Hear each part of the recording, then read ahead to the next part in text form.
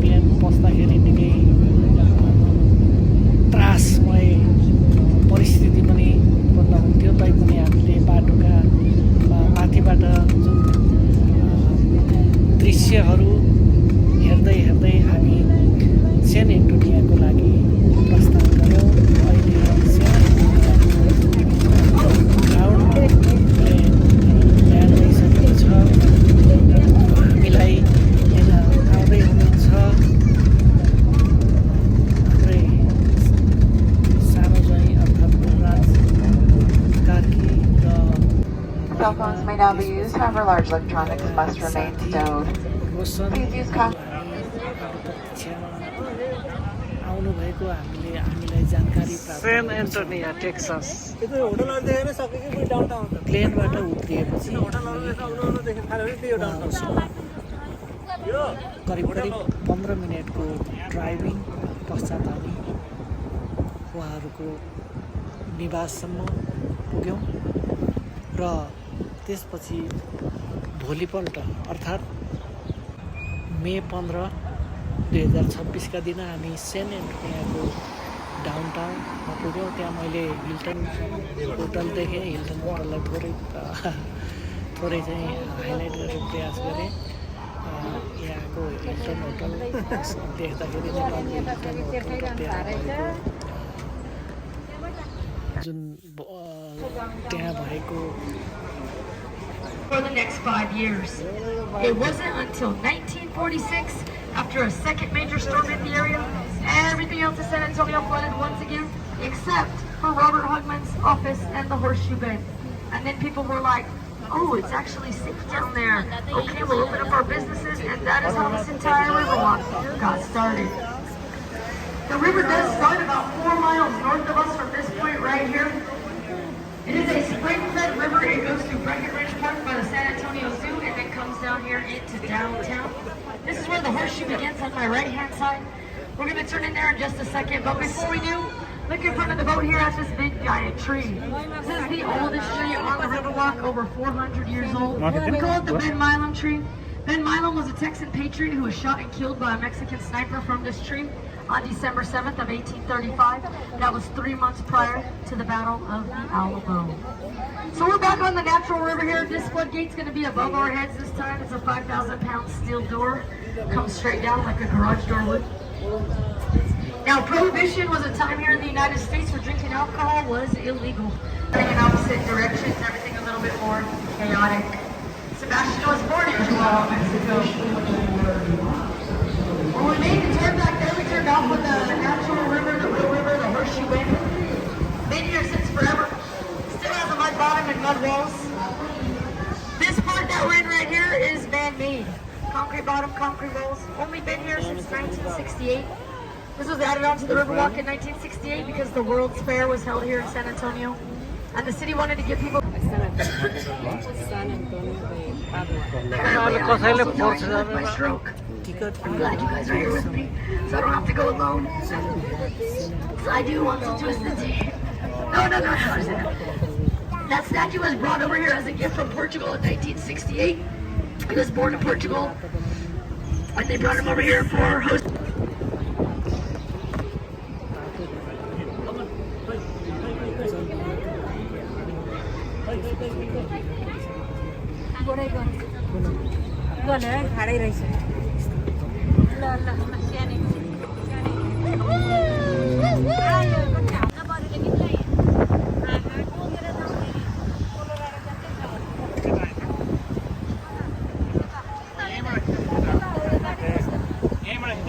जल विहार गरिसकेपछि हामी पुनः घर फर्क्यौँ र भोलिपल्ट सेन एन्टोनियोमा जुन ग्रेजुएसन प्रोग्राम हुँदै थियो त्यो प्रोग्राममा सहभागी हुनको लागि Go out and change the world. Congratulations to each and every one of you.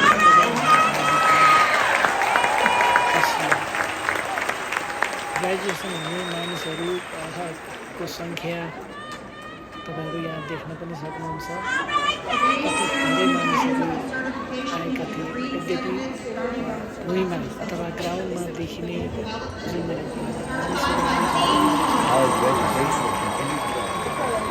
सहभागी हुन आउनुभएको हो भने हामी जुन सिटहरूमा माथिपट्टि धर्मशालाको जुन सिटहरूमा बसिरहेको छ Mason Kyle Gomez.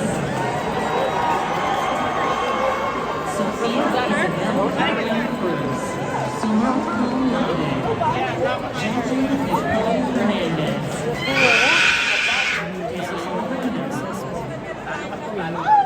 Chris Ann Shelley.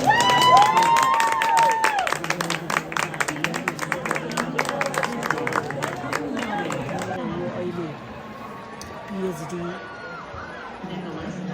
का विद्यार्थीहरूको ग्रेजुएसन समारोह देख्नुहुन्छ दीक्षित विद्यार्थीहरू त्यसै उनीहरू गरेका छन्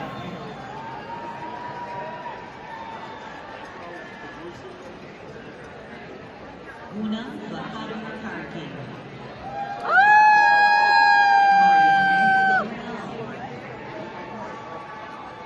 Omar Jorge Castillo.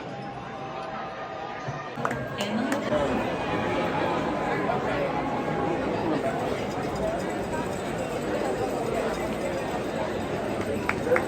Pablo B.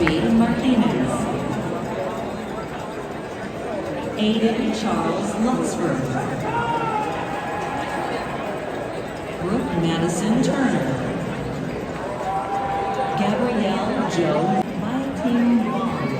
Summa cum laude. Sammy Ula Khan. Cum laude. Lauren Esther Brocher. Cum laude. Joseph Ben Trevino. Ashley Chelsea Etienne Amin Kang. Summa cum laude. Lagan Emila Parker. Summa cum laude. Mona Ahmadzadeh Darvishi. Ethan Shadow Simmons. Summa cum laude. Igor Kayo. Magna cum laude. Allison Jean Zena Hussan Herrera. Amanda Sky Betancourt. Omega Joseph Palmer. Elliot Coleman.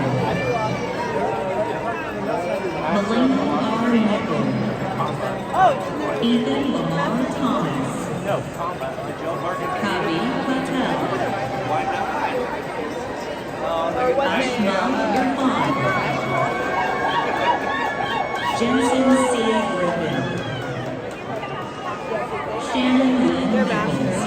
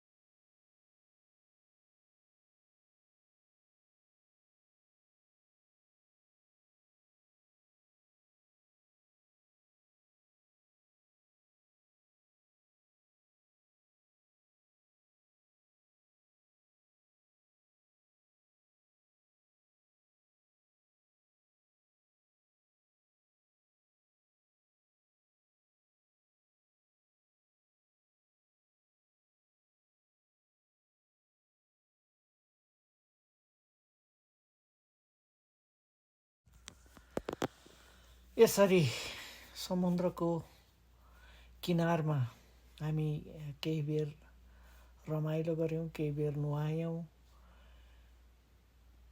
नातिनीलाई समुद्रको रमाइलो लिन लगायौँ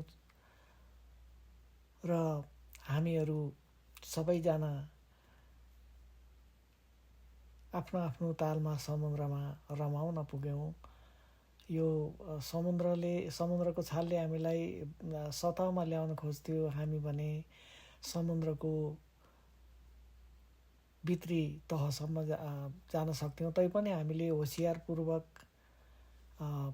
समुद्रमा जाँदाखेरि होसियारीपूर्वक swim गर्नुपर्छ भन्ने कुरालाई पनि हामीले बिर्सनु हुँदैन। तपाईले चराहरू देख्नुहुन्छ। अब करिब हाम्रो समुद्रमा रमाउने क्रमको उत्तरार्धतिर हामी आइपुगेका छौँ र यसरी यहाँ नुहाई धुवाई गरेर कपडा धारामा, त्यही नजिकैको धारामा आफ्नो ज्यान नुहाइसकेपछि हामी नासाको लागि प्रस्थान गऱ्यौँ। अब तपाईँले हामीलाई त्यसको करिब 3 घन्टा पछाडि हामी नासामा पुग्यौँ। नासाको तपाईँले यो दृश्य देख्न सक्नुहुन्छ। यो चाहिँ बाहिरी दृश्य हो र त्यहाँ जाने बित्तिकै केही समय हामीले बाहिरतिरको दृश्यहरू भिडियोमा कैद गरिसके पछाडि टिकट लियौँ। टिकट लिइसके पछाडि हामी सबैजना नासाको भित्र कस्तो छ, के छ भनेर अवलोकन गर्न भित्र पुग्यौँ। यो तपाईँले देख्दै हुनुहुन्छ नासाभित्रको कुराहरू के छन्। यो विशेष गरेर विद्यार्थीको लागि निकै नै उपयोगी हुने देखेँ मैले। सम्भव हुन्छ भने सबैजना अभिभावकहरूले विद्यार्थीलाई अथवा आफ्ना छोराछोरीलाई एकचोटि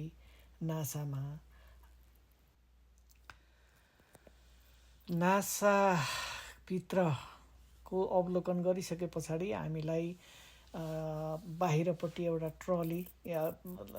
ट्रली रहेछ, 3-4 डिब्बाको ट्रली। सबैजना ट्रलीमा चढ्नको लागि हामी त्यो दिन जति पनि हामी चाहिँ उपस्थित थियौँ, सबैजना ट्रलीमा चढ्नको लागि त्यता प्रस्थान गऱ्यौँ। र ट्रली गुडिसकेपछि हामीले बिचमा एउटा संसारकै सबैभन्दा लामो सिङ हुने गाईहरू भनियो हामीलाई। अब यतिको लामो सिङ अब हामीले नेपालमा हुँदा पनि देखेको हो जस्तो लाग्न त। तैपनि अब अहिले त्यो हुनसक्छ त्यस्तो। अब विश्वको सबैभन्दा लामो सिङ भनियो। अब 2 हात जति चाहिँ थियो सिङ। त्यसपछि हामीलाई मुनमा गएको जुन रकेट थियो, त्यो रकेट राखिएको स्थानमा हामीलाई लगियो। त्यो मुनमा गएको रकेट हेर्दाखेरि चाहिँ कस्तो रोमाञ्चकता आयो भने हामीले केही समय त्यो रकेटलाई भिडियोमा कैद गऱ्यौँ र रकेटलाई ब्याकग्राउन्डमा राखेर हामीले केही फोटाहरू पनि खिच्यौँ, भिडियोहरू पनि खिच्यौँ।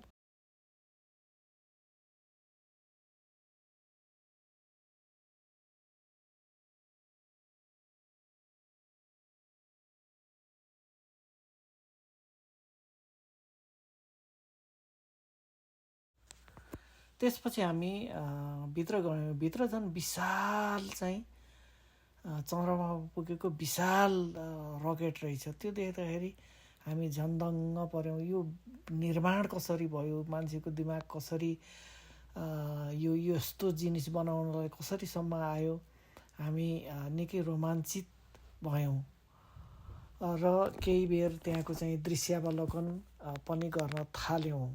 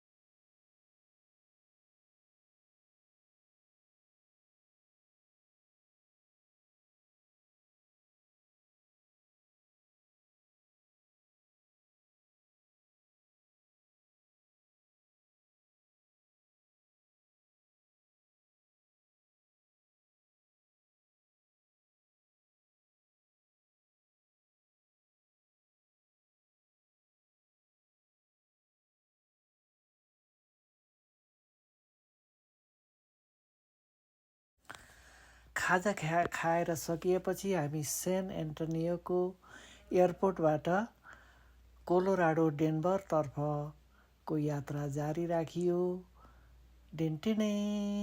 धन्यवाद।